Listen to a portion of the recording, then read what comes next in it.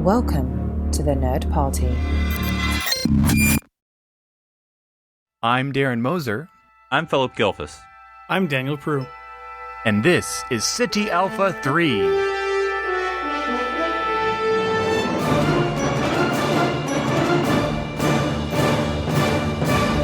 Welcome, everyone, to City Alpha 3, a Star Trek podcast here on the Nerd Party.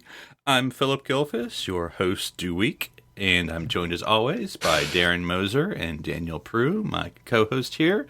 Gentlemen, how has your Star Trek week been as we wind down February?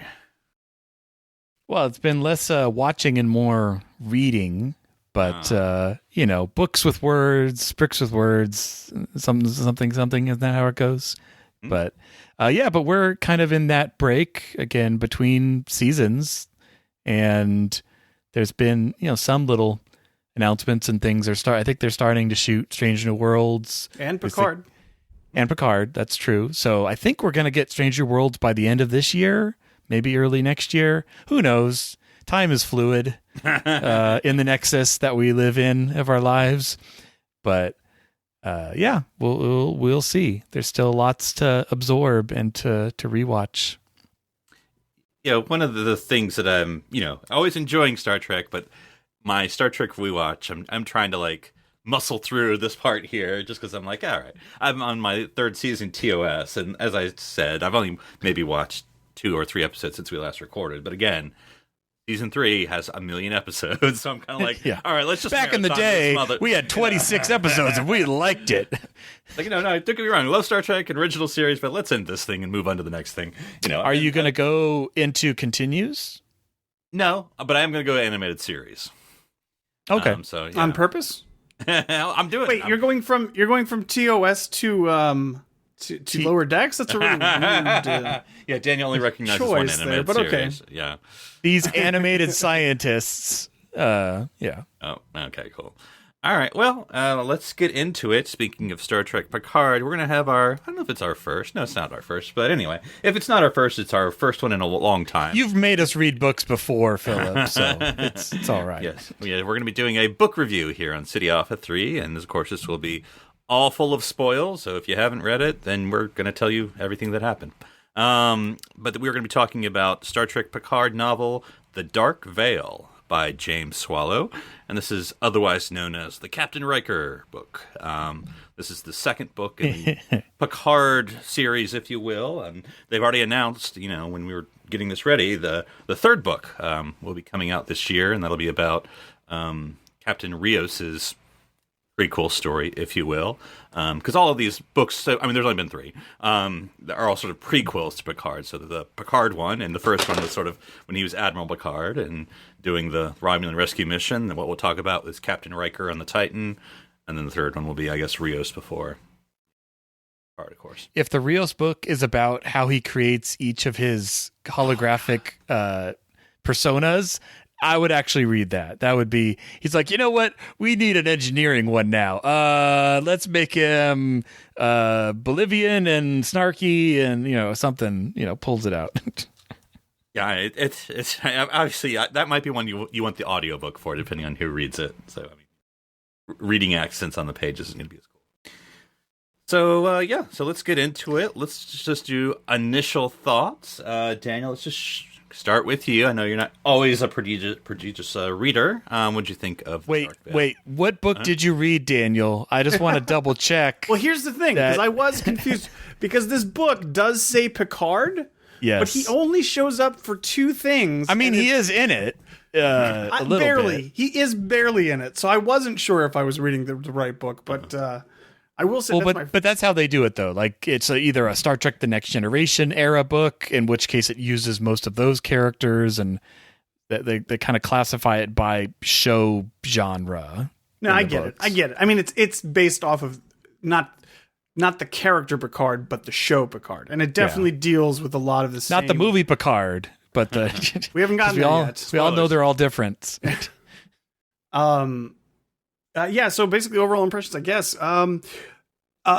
Unfortunately, I guess, or for the book, I guess, they've based it off of what I consider to be the really dumb parts about Picard. So I kind of was frustrated almost the entire time reading the book because I think the Zhat Vash are dumb, and I think like the whole situation with the Federation kind of taking back their support of the Romulans, all that whole thing just frustrates me. I think it's terrible, cheesy, lame writing, and so this whole book deals with all that stuff and just kind of dives into it. I will give it credit though. I will say because it did. I mean, we learned way more about that situation than we did in the show. So that's something, but I was mostly frustrated reading it. There were a couple highlights, though. Sure, and before I get you to Darren, I guess just in case for those who haven't read it, we'll just set the table here. As I said, this is takes place about right after, basically a short time after the Mars attack and after the synth ban from the Federation, and of course, as a result, the Federation cancels the Romulan rescue operation. So that's basically this time period. Captain Riker is captain of the Titan. His wife, Commander Troi, is there. They have a young son, Thad, who concerns a lot of this. But anyway, that's sort of the time period of this. So Picard is on his vineyard, being away from the world. So that's where we are. But what do you think? Well, I think you and I had mentioned, Philip, that so Thad is 4 in this book, and they name drop really? that he would have been, he's very young. Wow. I thought he was older than that. Yeah, okay. Well, they mention how, I think there's a line where Deanna says, like, I keep forgetting that he's only 4. Like, he doesn't have the emotional maturity, because he's so expressive. But if he's 4 in this book, and they had stated in Picard that he would have been 18, so that means that this is about 14 years prior to Nepenthe, when we hear more when Picard visits the Riker Trois, which kind of tracks too, right? Because Deanna gets pregnant at the end of the book, and then they have Kestra, yeah. who would have been around 13, 14. Yeah, that does track. Good, something lines up. So, but yeah, overall impression, it was interesting. I enjoyed the Jazari. I thought that was a really interesting alien, and the way they kind of reveal the secret slowly. And yeah, I mean, Zhat Vash is not my favorite part of Picard either, but it felt like it was a little more contained because there was only one crazy person running around rather than like a whole fleet of them. I really liked the Romulan captain who got, snowballed for his efforts, but he was really interesting. And we've all agreed that we won't remember any names from this book, so we're just going to refer to characters by that guy that did that thing. But Deanna. it was interesting. I think, it would almost be more interesting to find someone at some point who reads this book and then sees Picard, just so far as a lot of this is written in a way because it's the second reveal of information. So there's lots of foreshadowing to what happens to Thad and, what happens with Troi and Riker. So it's interesting, like if you were to read that and not have seen Nepenthe, I wonder just how that would have come across. Obviously, all of us have seen Picard before. Sorry, the show Picard before reading reading the book. Yeah, the wine. Yeah, but the 84 or the 86. Overall, I did enjoy this book. I thought it was really interesting. I like Captain Riker. I like the different dynamic that ship has. I've read some of the Titan books, and I think they pull some of the. Like, I recognize some of the names, like Christine Vale and some of his other crew, like they are in the Titan books. So they're not retconning everything, but obviously the story and the elements are now more interwoven with Picard. I bet before this book, he did not have a Kelpian officer. No, probably not. I'm guessing. If I had to guess. I would think you're right. I'm pretty sure that's the only time I've heard. But they have already established, though, that the Luna-class Titan is built around having a lot of alien species, and they take advantage of that in many of their adventures. So it's not a surprise that there's a Kelpian, but yeah, I'm pretty sure they did not name drop Kelpians came into existence rather quickly in the last few novels, I'm sure. And a Denobulan helm officer, I believe, which Yep. I know is not the same Yeah. thing. No, that's No, it's But, still it's a nice callback. You always like the books are like, we're using all the aliens we have. Where every series is like, Yeah. we're going to introduce one new alien. That's That's all you get. But yeah, I was asking Philip before we started recording, Daniel, did you get a sense, like, did you see where it was coming for the Jazari, for the reveal of what they were? I was trying to remember in reading it if I kind of felt that was coming, or if it was as much of a surprise as it was to the Romulans that they were AI synthetics. I think they tipped their hand when the glowy ball of light friend showed up. Friend. I always felt Friend was one. Yeah, Like, but that wasn't for a some reason surprise. that's when it clicked in my mind, and I thought, oh, okay, because he said like, the kid asks him, are you the ship? And he goes, I'm partly or something like that. And I thought, oh, okay, that means they're all the same.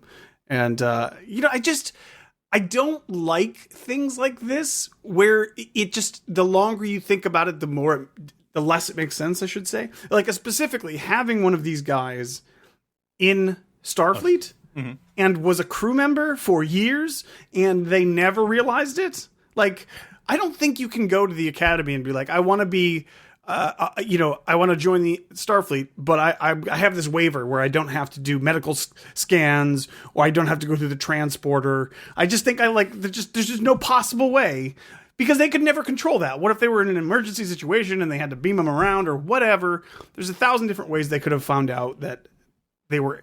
I think they should just know. There's no way that they could not know. Cool. Well, I just wanted to go through this in sort of a order. We don't have to. We can jump around. But despite this, in my mind, when I started this book, I'm like, this is going to be like the Captain Riker and the Titan book, and it isn't actually. I mean, it is, but it you get a lot from the Romulan perspective. You get a lot from Thad Riker Troi, kind of his perspective. So it's not like it's really like a Titan book, like I would pitch it. But we get a little bit of a sense, like Darren said, of Captain Riker. Is it the Rascals Titan book with Thaddeus? And so, Daniel, what did you kind of think of this new ship and new crew? And I didn't necessarily. I don't mean this in a bad way. I didn't necessarily connect with any of the crew members. I mean, they were all very interesting. They're all strangers. But I mean, I don't know. What you sort of think of, be interested in a new ship and a new crew, because it's like nothing but strangers for like the most of the book. But I'm like, I'm still enjoying it, even though I don't know any of these people. That one stranger that died, and then that other stranger was sad about it. But yeah. Yeah, the one guy got killed by exploding rocks on the bridge, but no, I feel kind of the same way. Like, I didn't really get to know any of the characters on the ship at all. Most of them that we spent time with were the Rikers, the Riker Troys, and I did, just like Darren mentioned earlier, I liked the Romulan captain. He was cool. Shades of Tomalak, I guess.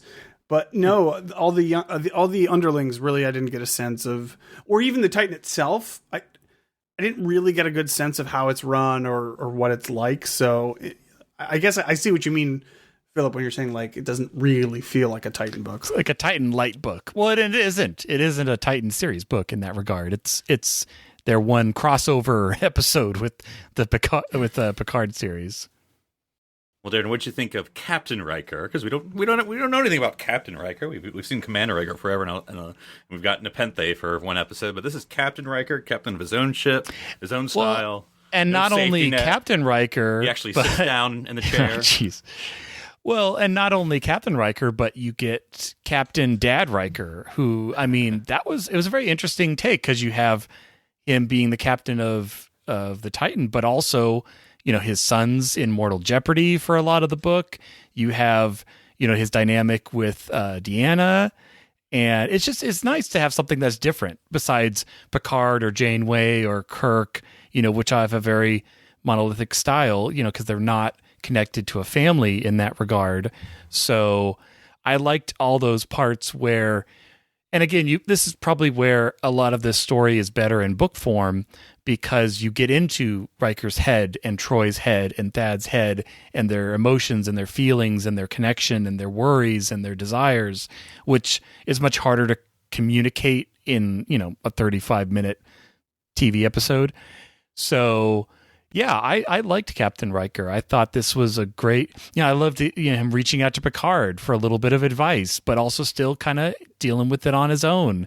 And they establish he's kind of out there on that frontier where the Starfleet is stretched thin, and they can't just send other ships, to pop up. Although now I keep thinking of that scene from Lower Decks. It's another Enterprise.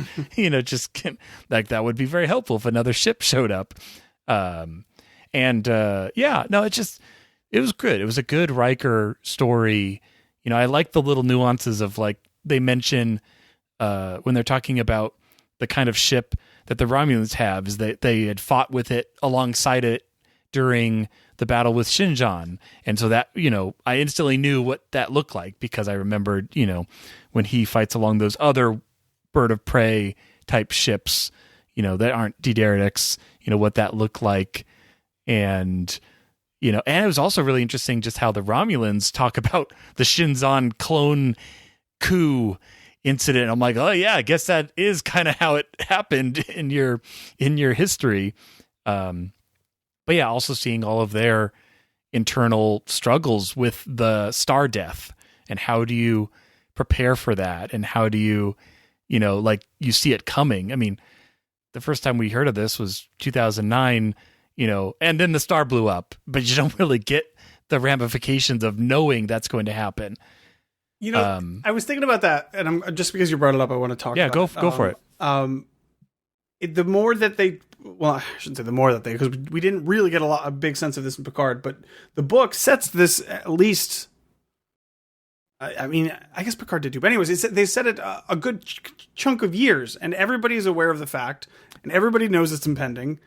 I feel like while it would be a monumental task to evacuate an entire planet, I definitely think they have a lot of time, and it just doesn't seem like they're trying. And it's just like, I don't know why, like, all the ships aren't It sounds like they don't know where to send them. Like, it's maybe not so much of we can't evacuate them, but we don't know where to put that many people. I agree with you though, Daniel. Are you saying that there was like a report that came out on Romulus that the planet's in trouble, that if we don't do something, we won't be able to live here anymore, and that everyone just ignored it for years and didn't act on it, and then suddenly, when the climate changes, then they're like, wait, we really should have done something about this. Is that what you're finding hard to believe?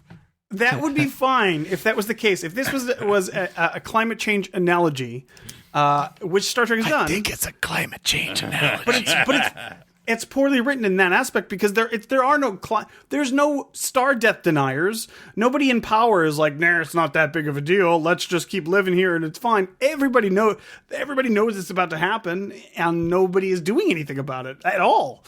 It's not a good analogy. It doesn't fit 1-to-1. So it's just frustrating to be like, they're literally out there looking for planets. But while they're doing that, why don't they build a big spaceship that they can all live on, or whatever? Like, whatever. That's for some frustrating. And I think this book does. I'm doing a little amount sign here for the non-audio here. This does a little bit, but matching it with the first book, I think it all comes down to Romulan culture because they're so secretive, not only with the outside world, well, they're telling the outside world, and they're geared up for war. They're not geared up for evacuation. But then their own people, they have secrets on secrets on secrets, so they're not necessarily like yelling to their own people, everyone leave! They're like, the left hand doesn't know what the right hand is doing, and that's sort of not great for their society when it deals with an emergency like this, because they don't want to ask for help, and they don't want to be honest with their people. Just remember, the Romulan Star Empire, if you pull up the map, is huge, and they only need to find 1 to 1.5 planets of equal size and makeup of Romulus. That's it. It's not like it's going to destroy that's true. Everything. Because it's like it's going to destroy maybe one system, and maybe that's a planet or two, like Romulus and Remus, and maybe another moon or planet or something. I don't know. Like, because a supernova doesn't destroy like 3 solar systems worth of. I mean, maybe it does. I don't know. Well, the way it's presented in 2009, they act like it's literally going to end the universe. Yeah, in 2009, they don't show the other planet that's populated by Remus, too, so I don't... That's fair. Also, in 2009, they established that it goes early, which is bad, because they weren't ready for it.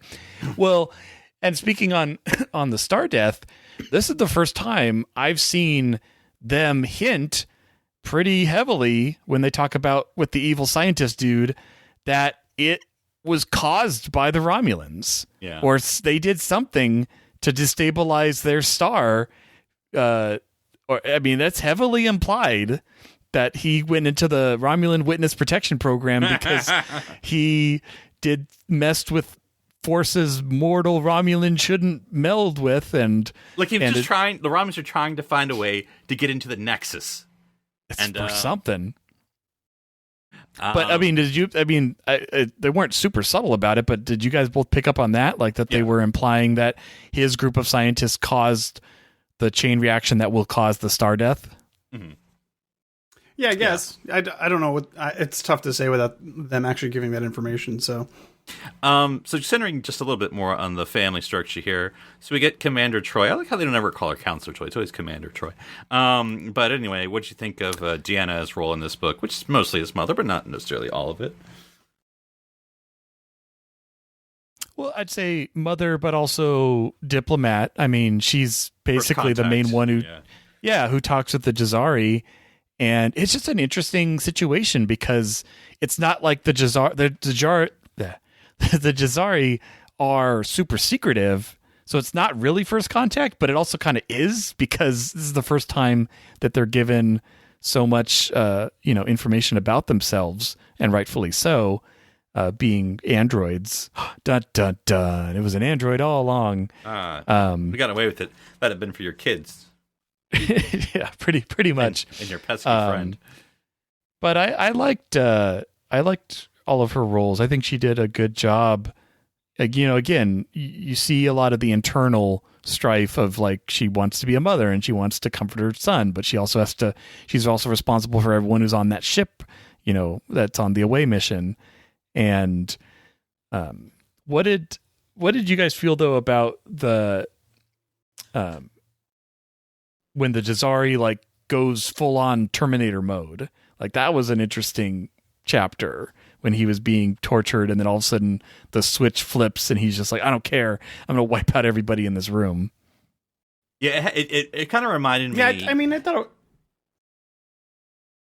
I was just gonna say it reminded me now that I think about it, because I've pictured it in my head, and I think until this moment it's finally hit what it reminded me of Data in First Contact when he's on the Borg table. And they're just sort of putting that skin on, and suddenly he's like, boom, breaks out of the table, punches the Borg left and right before they, stop him with the force field. But that just I didn't know what the heck was going on during that scene. It's he's being tortured and he's screaming, but he's well, this doesn't really seem to be working. It should be working. And then he's saying F this, and he breaks out of the thing. I'm like, how's he breaking out of it? I'm like, oh my, wait a minute.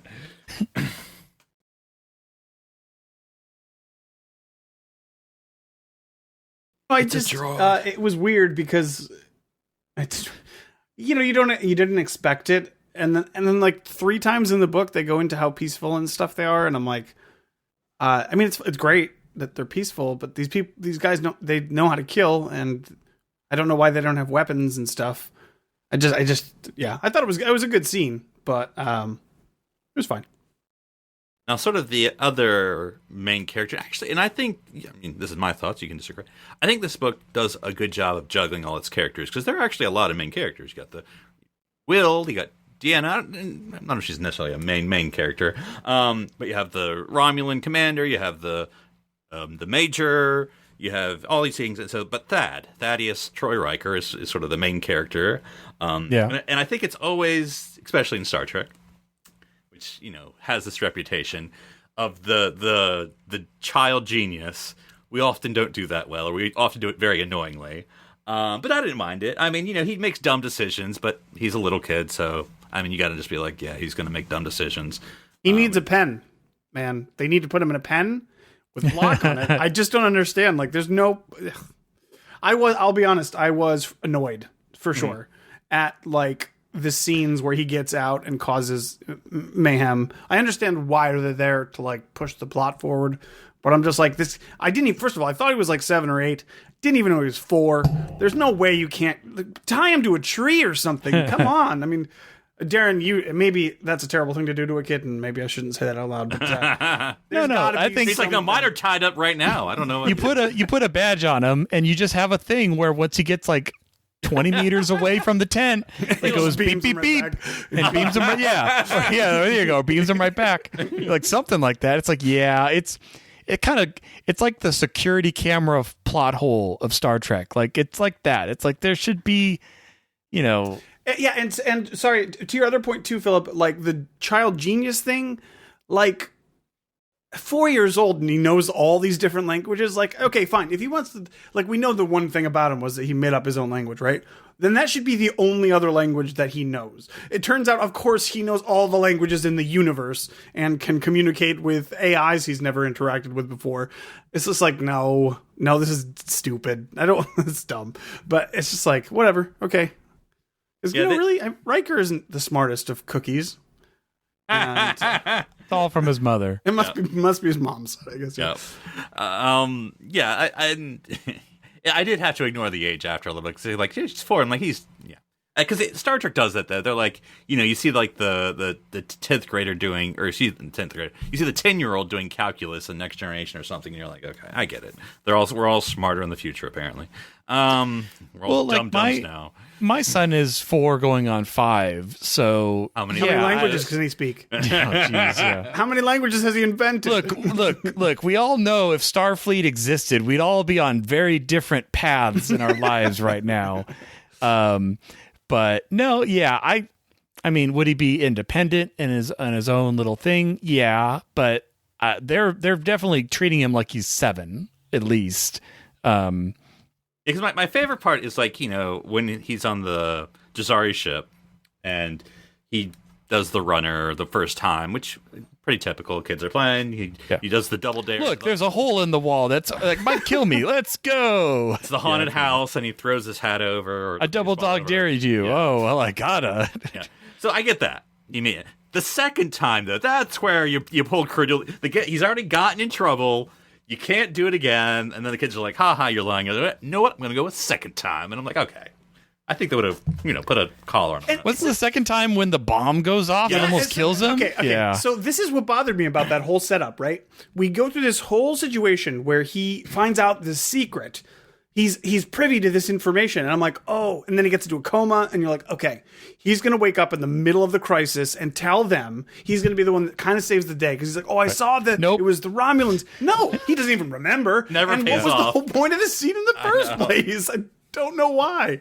Oh, that was frustrating. Well, I mean, it was frustrating, but it was also like very tense because like you want that to happen, and you're like, oh, Thad's gonna eventually tell them, and then we'll know it was the Romulans' fault, and then Starfleet will be cleared. It's like, nope, like we gotta. That's not how it goes sometimes.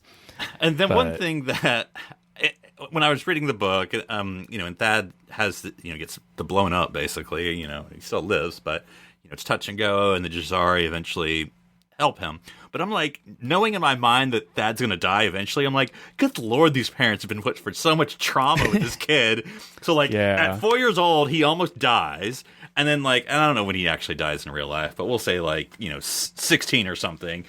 So 10 years later. He died when he was around 15. So another, 10 years or so. I mean, no wonder, like, Will and Deanna are kind of like, hey, we're not going anywhere, Jean-Luc and Nepenthe. I mean, Well, they even mentioned that. I mean, that at the end, like, Riker's kind of like, I'm thinking maybe of leaving Starfleet, like, of not raising my kids on a starship.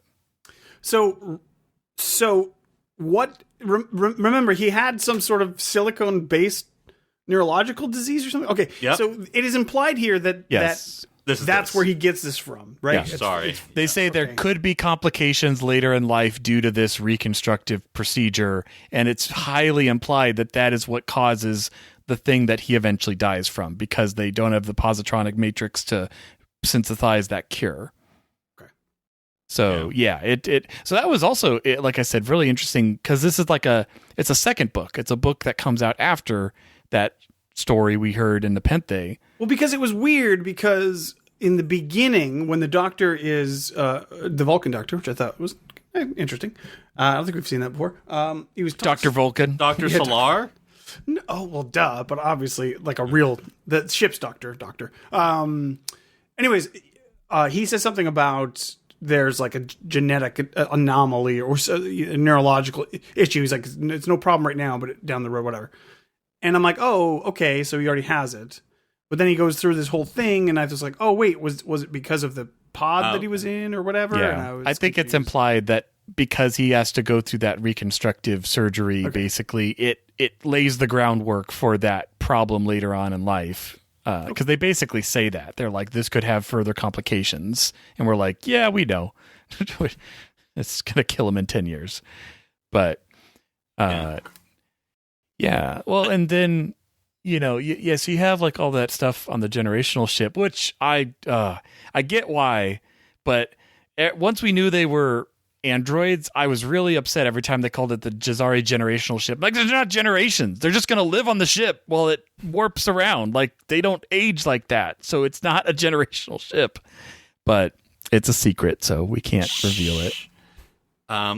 And so, as you say, Daniel, you know, when you know we play the major Halleck or whatever her name is as the Tal'Shair person and whatever. Not just Tal'Shair. No, I'm going to get that. Zhat Vash, yeah. So, like, you know, you get that the whole basically the first half of the book, and you're like pretty what we kind of stereotype for Romulan, like from Troy's Romulan episode in Next Generation, where we sort of see how this Romulan ship works.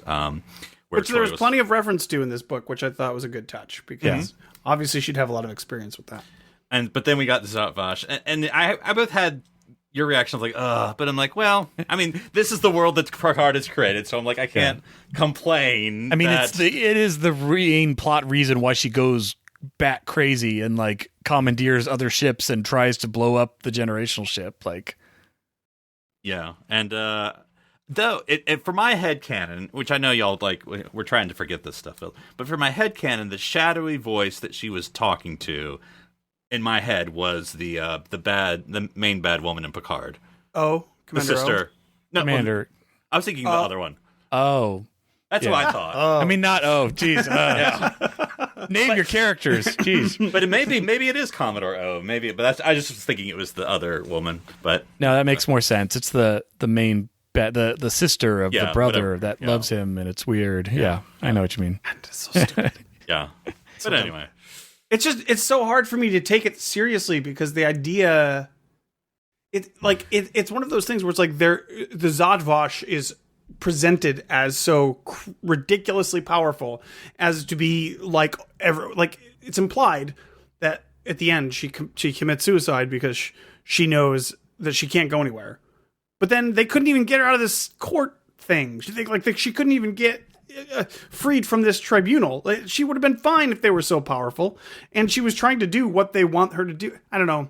Yeah, but they imply that they basically just forsake her, and they're like, "You overstepped your bounds." Right, but they don't need to do that. But if they're so powerful and they have it's just I just think the Zhat Vash on its face is such a dumb concept that they try to solve problems by doing these sorts of things, and I just roll my eyes. I don't. It didn't make me think about the Zhat Vash as much as I try to.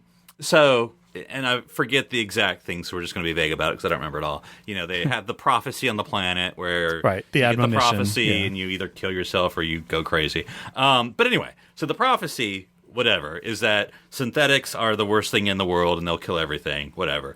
But I'm like, yeah. So, but it was just like the skybeam thing, right, in Picard. But like, in other words, because it doesn't happen, right? Right. Well, it just seems like was we initially think that, but then we find out that the admonition wasn't intended for human brains. It's just a message from for the synthetics. For the synthetics. So it's like we misinterpreted it grossly from day one. So it's not even real. You're right.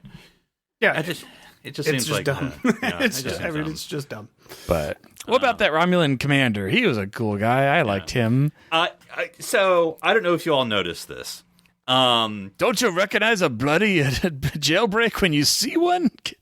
There was some, I won't say liberal. I think there were 5 times I counted. I won't remember them all right now. Where we've stole lines from Star Trek for some fan service. So, for instance, the Romulan commander says, "One of my ancestors said something like, we could have been friends if we. He's basically saying his ancestor is from the TOS episode Balance of Terror, played by Mark Leonard.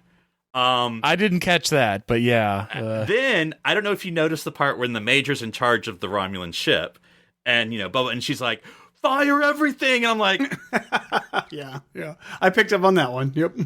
And there was like two other ones where they were just stealing like movie lines from Star Trek, and I was just like, okay, I see what you're doing. It's fine. I did like how when the Major was in command, like they make it real, like they tell the story well that she's not a ship captain. Like she doesn't know really what she's doing. She's used to commanding people, not ships, and it shows, and that's why she loses. Yeah. She didn't have three-dimensional thinking. We've talked about him. Anything you want to talk about the Jazari? Interesting concept. Instead of having our race of synthetics, like, you can have... Oh, there's just one thing I want to talk about. But anyway, race of synthetics. They do have some individual personalities. Not quite Borg. They're not quite whatever. Then they have their friendly their communal link. Yeah. But yeah, and it's a clever story of like a group of synthetics that realize we can't just present ourselves like this. We're going to pretend to be organics and succeed with that, that subterfuge. They lay a parallel with Who Watches the Watchers, which is my That's highlight right. of the whole book. I was like, this is awesome. I love that episode. Well, and I did like how, they show it from the Romulans find the memory chip or whatever that shows, they've been on Romulus or whatever. But then, that was a little creepy where they're like, you kind of back them up when they're like, they're sent infiltrators to our home world. You're like, you're not wrong. Well, but then I like how they pulled the parallel because when they do it in front of Will and Deanna, I'm like, I don't think we can be moral high ground. Because then they do mention, at first contact, we do this. I'm like, yeah, you do the same thing. So we can't pretend, like we don't have holographic whatever, That's true. So, yeah, but being on the other end, it's really disconcerting. And they're like, yeah, it is. The problem, the one problem, I do generally like the Jazari storyline. The one problem I had was that the Jazari should be so, or they are, in a lot of ways, so ridiculously powerful that the threat against them would seem to be moot. Like the one Romulan warbird would be nothing for them. Except for they have no weapons on their entire which is dumb ship. And makes no sense. That's the dumbest part about it. But even if they didn't have any actual weapons, they literally can transport into another galaxy. They can move planets around. I was surprised that they didn't eventually they used those little surface craft, but I was like, why didn't you just take one of those reclamation platforms, scoot it over to the Romulan ship, and then detonate its core? Because that seemed to cause a massive problem earlier. So, there was a very subtle thing that was done, and I want to know if you all picked up on it and if you think I'm crazy for what I think. Because there's this mention when they're showing Will and Riker the hologram show or whatever, that their evolution is the wrong word. Their existence in the past couple hundred years. And there was something very subtle. I don't have the book page in front of me. It was something like, I don't know if it's Will or something, seeing that they had a tag. Or they were wearing he saw them wearing these kind of onesies. It's not what they were called. But this one kind of uniform. Coverall. And are they the androids from iMud? I haven't seen Oh, you're right. Because the androids are they have a tag that has a number on it, and it's like android number 3, number 4. That could be. We show that they are. So, are you saying that they're using the Jazari to fill in the plot holes of other android life that we've seen? Yeah, because I haven't read that book. I think that you've read, Darren, the Light Fantastic, or whatever it was. Where it has all the androids from TNG come together. Well, if they would have been retconning it at this point, so it would have been changing it. I feel like they're name dropping that we've seen the Jazari before, and the androids just not as TOS. alien Jazari, human looking Jazari, because they established they can do that. Yeah, because they were saying this. I guess they're supposed to be reptilian or something, but that's a new appearance that they've just been trying out. Well, because obviously they've been Romulans and they've been humans and other things. It's all the outward skin. What was the impression you got about how long they had been on that planet for? Because seems like a couple hundred years. A couple hundred years, right? Yeah. And that was confusing to me because I was like, well, the Romulans would have known they've been there.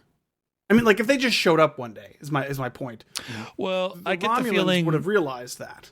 they're like they kind of lived as like pneumatic and kind of like spying and intermixing, and then they realized like no one's really gonna take us seriously unless we present ourselves like as this organic race. So they basically all combine and go to that planet and then build their society from scratch and then pretend to be the Jazari. That's kind of the impression I got. Yeah, I'm just saying, like, if like a whole race of beings just showed up one day on a planet over there, you'd be like, wait a minute, there weren't people over there before. We've been here the whole time. I don't know. Well, but think of it, like, if it's 400 years, that's like birth of the Federation era. Well, yeah, for us. I'm talking about for the Romulans, who keep very But we're not in Romulan space at this point. Well, we're on the edge of Romulan. We're on the edge, yeah. But I could see like 400 years ago them not knowing about that planet, and when they do discover it, the Jazari are already there. That's what I'm saying. Like I don't necessarily see it as a plot hole. Yes. I guess, I don't know. It just seems like even if that is the case and they only recently were able to monitor them, they definitely have been monitoring them pretty extensively. They would be able to be like, oh wow, these people don't eat or poop anywhere. Like what is going on here? But whatever, that's fine. But I guess it depends on how much the Jazari do the act organic. Well, they're not good at it though. That's the thing. They're really, really not good at pretending to be people, because they're always like, oh, they're polite, but they're very stern and straight, and they don't get close to anybody. They act almost robotic. It's really bizarre. It's like, well, okay. They tilt their head whenever they have something. Anyway, their eyes blink and glow when they think really hard. If you prick them, do they not leak? Apparently they do. But anyway. Let's talk about some cameos. We've mentioned some, but just anything else you wanted to say? So again, we get because it's on the cover, Picard cameo twice. So I know it's the pretty phone straightforward. call. He gets a puppy. We're just dropping those prequel seeds left and right here.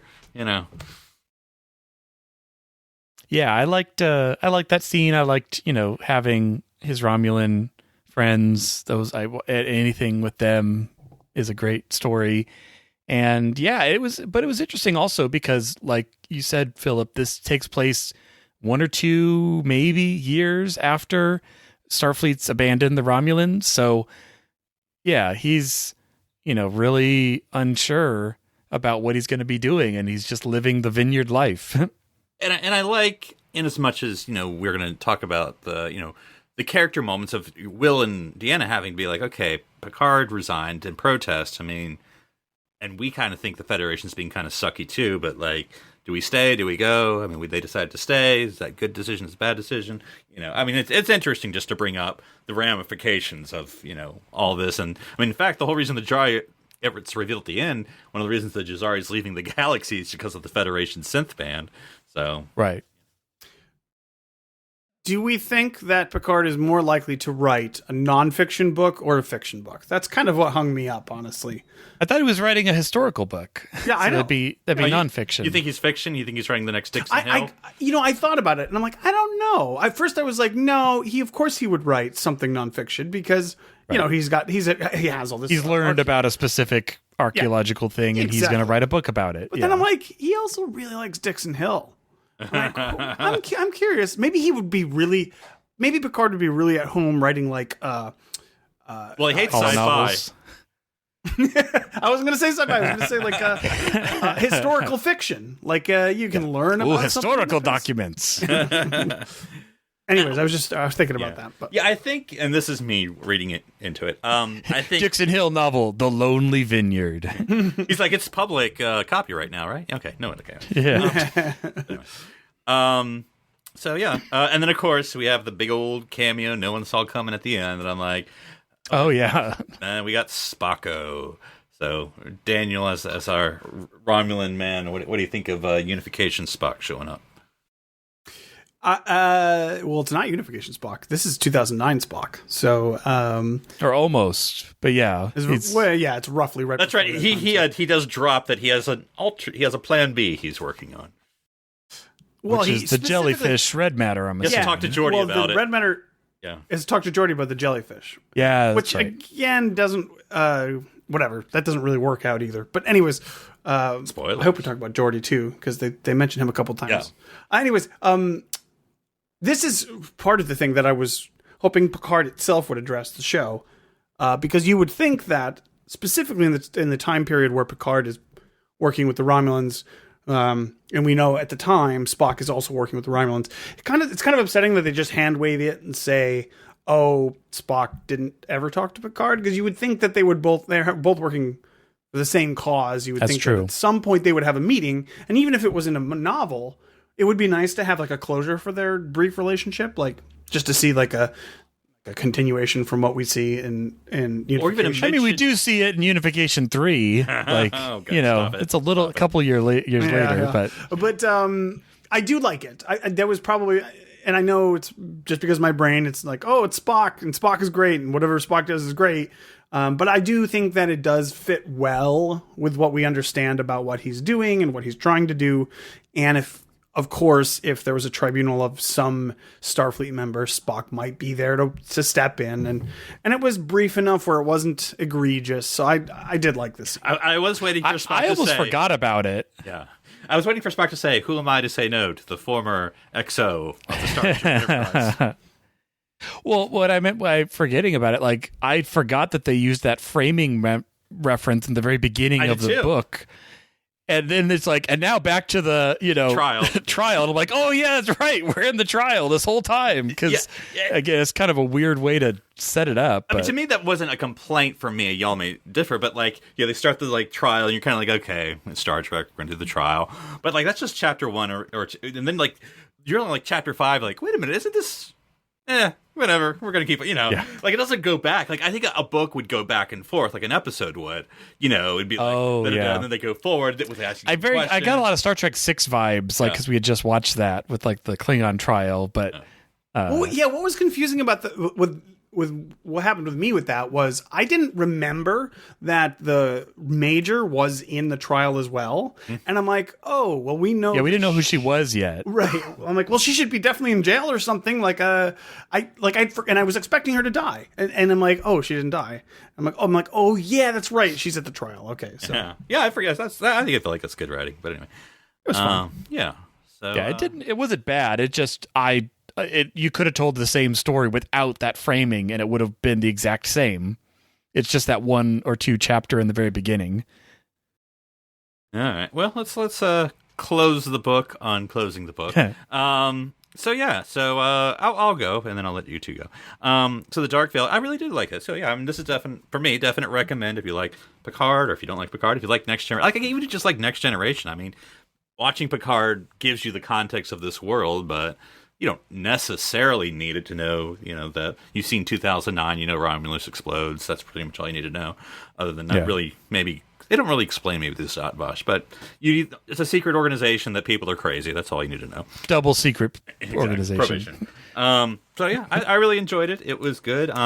For my just a little throw me. I read the first Picard book when it came out last year, so I read this one, the second one. My Starfleet fan club that I'm the captain of, we're having a book club next month on the first Picard book, so I'm going to have to reread that after having read the second one, so it'll be interesting how that puts me back and forth. But no, I really enjoyed it. So what about you, Daniel? Any final thoughts, anything we haven't touched on? Did you picture them wearing the uniforms we've only seen once, with the stripy... is that the one that's on the cover? Because that's what I was picturing the whole time. Yeah. Yes. Oh, with the cutouts in the shoulders. Yeah. Yeah. No. I mean, the book itself. It was a quick, easy read. It was good. It's just the content for me was just. I was mostly frustrated with the stupid Zodwash. We gave you Romulans, Daniel. Are you not happy? Come on. Yeah. Yeah, you give me the wrong kind of if you read a whole book about Riker and Mendek or Mendon. Wait, no, on the Benzites. Whatever this guy's name is, the Romulan commander, I would love that. That would be great. I think in another life we could have called you friend. You got a very, very much vibes of that. But yeah, so good stuff for the most part. Just that's just a personal annoyance of mine. So other than that, I would recommend reading it. Sure, yeah, definitely. Darren. Yeah, no, I definitely enjoyed the book. I'll probably listen to it again. I really liked the Starfleet crew scenes, like the battles and the fights and, the things going wrong on the ship and they're taking a pounding and they're, the below decks people, suffering from radiation and all sorts of things. Like it felt real. Like it felt like, okay, it's not just, oh, we got hit. Shields are down to 85%. It's like, no, this is bad. We got our butts whooped, especially after they were hit by that exploding tugboat or whatever it was. But no, it felt like Star Trek. It felt like a great Star Trek story. And, I liked the Jazari. I liked the way they reveal information and you get connected. Like, we talked about, we expected Thad to come around and then explain, and so the Jazari aren't mad at the Federation anymore. It's like, nope, you don't get that. And it's like, that's good storytelling. You don't always get what you want. And, you can be told something as a viewer or a reader that they're not maybe going to ever know in the story. Was it a lot of Zotvash and do I care? Not so much, but, I think Commander Medica was really interesting. The stuff we got of the Starfleet crew was really interesting. And the Jazari was an interesting story. Could have been told without the Zotvash? Probably not, because that literally is a key pin of why they all go crazy at the end. But and as they're all looking at each other across the courtroom, like, yeah, and then the ship disappeared. They're totally dead. And it's like, they're not Riker, but okay, we'll just roll with that. And then Spock shows up in the freeze frame credits and everybody's happy. So it's but yeah, no, I would recommend this one. Like I said before, I started reading the first Picard book. I kind of got disinterested, so I have yet to finish that one. But this one held my interest much more. Maybe that's because it's Riker and Troi. Maybe because it features Picard less. I don't know. But it was an interesting read. I feel like the first book is just more like, this is the world. This is all the stuff we didn't tell you about. Like, here's the exposition of stuff we didn't tell you about. That's true. I did like how it did. I think I got through at least the part where it sets up him and Raffi. Because basically like jumps time. Which was interesting. Like, this is all the important events that happened. Hey, real quick before we close, I want to talk about two things. And this is real quick. First thing is Geordi. Is there another source? Is it in the previous book? Do we know the conditions of what happened to Geordi? Yes. The first Picard book talks about, long story short. So doing the Romulan rescue that Picard makes, the big problem is how do you make ships to rescue all the Romulans? And so they put Geordi in charge of it. And how do you make all these ships? You build the synths. So the synths are basically, making all these ships, and that's what Geordi's the workforce in charge of, is helping oversee these ships over at Utopia Planitia. So when the Mars attack happens, they think Geordi has died, but it's later revealed he did survive. Yeah, I remember that. Like, that was their big concern, was that their friend had died, but I knew he had survived. Is he like, yeah, is he a character? Like, is it just like said, oh, Geordi's alive? He's in the book, in the first book. He shows up a little bit. I mean, sort of like a cameo, like Picard in this book. Okay. So, I mean, all right. Yeah, I was confused because they brought him up a couple times, and I'm like, okay, if we don't know what's happened to him as of yet, they don't really reveal anything here other than he was on Mars, and I'm like, oh, maybe this is a Picard season 2 thing, but it sounds like they've already. Well, because we know that eventually he will now work with Spock on the jellyfish ship, so right. I was just curious, but they brought it up. They referenced it twice. They also referenced one other thing. They referenced Worf on the Enterprise. And I feel like as captain of the Enterprise? Yeah, I feel like this is the strongest I've ever heard that Worf is captain. Like, I feel like, and I don't know where I've gotten it in the comics or in the whatever, that, Worf's on the Enterprise. But this is kind of like, Worf's on the Enterprise, and they don't mention any other name. And so, it's kind of implied Worf has his hands filled with the Enterprise. So, I mean, if he sounds like he's the captain. I would not be surprised if he was the captain during this time of the Enterprise. And it was like, sense. Oh, should we call Worf? And they're like, well, he's got his hands full. Yes! And I'm Worf! Like, Worf! And I was curious, like, what's going on there? But I guess we don't know. Another Enterprise! It shows up. All right, that was it. That's all I wanted to say. No, I think that was good. Like I said, I mean, and I don't know how this works in business life. Like, you get the license, well, you don't physically get a license, but you get the license to write a Star Trek Picard book, and then I don't know what you get to have to deal with. I don't know what the author here, like, does he, yes. How much of the story in season you get to 2, tell. we're gonna have Worf come in with the Enterprise, like, or is he just like allowed to make shit up? There's probably key points on the Star Trek timeline that he knows about and can reference and build upon, but key fixed points in time as they were that he can't adjust. Does the writers' room for the TV series get to look at the? I don't know. I'm just curious about all this stuff. Or, like Discovery. Well, I think we've talked about with Discovery, they've already kind of contradicted a bit of the first book. Yep. But Discovery's contradicted itself on several occasions, so that's not surprising. And then aren't they doubling down on that other short trek? Like, it will totally make sense. And we're like, I don't care. Yeah, guys, if it makes sense. Let it go. Just let it go. Yeah. If it does make sense, don't tell us that it will make sense. We'd rather you explain like the timey-wimey Doctor Who turbolifts than anything. But how much smarter would it make you seem if you don't say it? You don't tell us it'll make sense. Just do it. And then people will be like, whoa, and I was watching this and I realized this all works out. But and then they're going to be like, but that ship didn't look like the refit ship in Discovery. So how... the more I think about it, the more my head hurts. I don't want it to make sense. All right. Well, until next week, Darren, where can folks talk to you about any other book recommendations in the sci-fi universe? Oh, bricks with words. They can find me on drsci-fi.com. And Daniel, if people don't like books, where can they reach you for other forms of entertainment requests? They can find me on Twitter at @OneUpDown. That's the number 1, not the word, as in the amount of books I've read since the last time we did one of these. And if folks want to talk to me about all the uniforms that we will show up in all of these novel verses, they can find me at NC Public Servant.